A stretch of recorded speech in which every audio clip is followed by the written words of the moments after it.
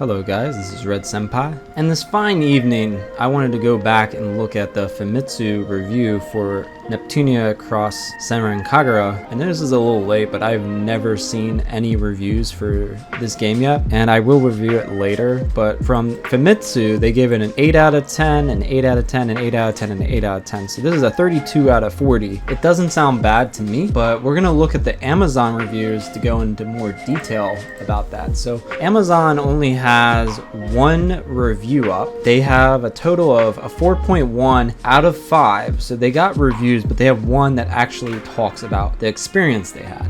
So the reason why this person bought the more expensive one was because of the soundtrack. They wanted the soundtrack. They said the size of the game on PS5 is only 4 gigabytes. They said it took 19 hours to play through the game very slowly, so they took their time with it. They played the game twice. So they played it 2 times, and I guess it took 19 hours to complete it the first time very slowly. It says here they didn't finish a dungeon for end content, whatever that means. Maybe that's for a true ending or a DLC. They described it as a very high difficulty, so that's interesting. They said the number of chapters is almost the same as usual. So the last game, I think there were 10 to 12 maybe, and some of them were really long, some of them were kind of short.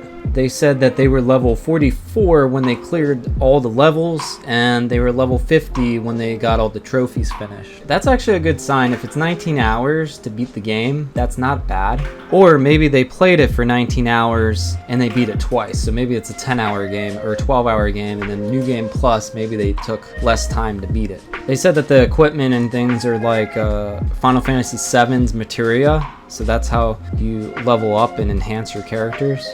So they're saying it's harder to move around than VVV-Tunia. VVV-Tunia was very good in my opinion. You could move very easily. So maybe you had to adjust the camera settings. So maybe that's the difference. They said on the PS5, the frames per second seemed smooth. It might be optimized for the PS5. They're saying it doesn't seem very big of a game. They said that there aren't many dungeons on each chapter in the main story.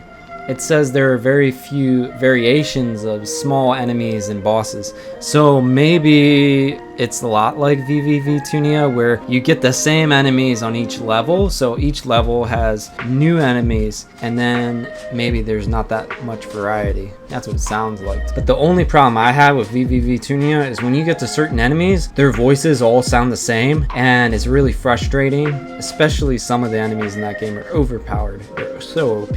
They said that there was more tension in the second half of the game. They said regarding the boss battles, I felt that the latter half of the story was a little difficult.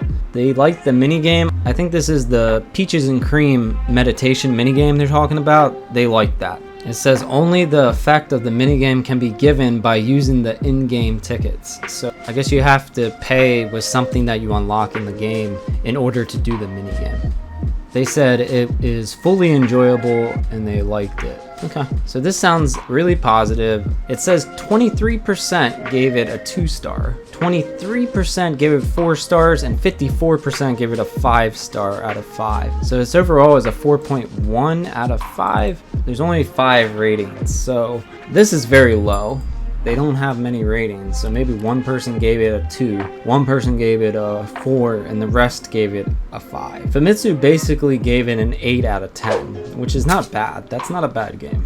So I am looking forward to this game. Thank you guys for watching. If you would like to see more for this game, be sure to subscribe and comment and thumbs up the video. I will be doing gameplay for this game whenever I receive it. And thank you guys for watching. See you guys.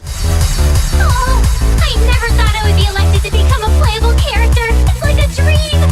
Maybe if I go to other dimensions, they'll let me be a playable character there too.